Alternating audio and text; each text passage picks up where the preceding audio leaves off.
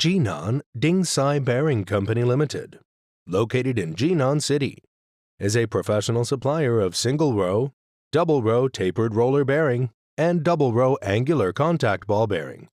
Precision can be made to P0, P6, P5 grade, with the inner diameter from 15 mm to 120 mm.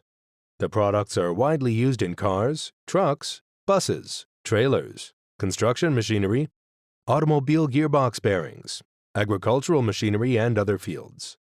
Our related factory, Shandong Dingsai Bearing Company Limited, was founded in 2017, covering an area of 15,743 square meters. At present, the factory has more than 100 sets of advanced bearing production equipment, 8 precision grinding production lines, 3 assembly production lines.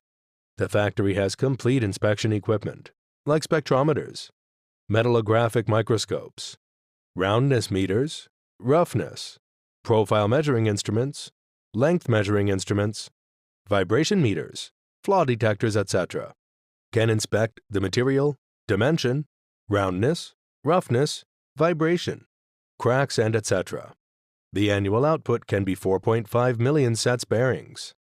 The factory has passed ISO 9001 and IATF 16949.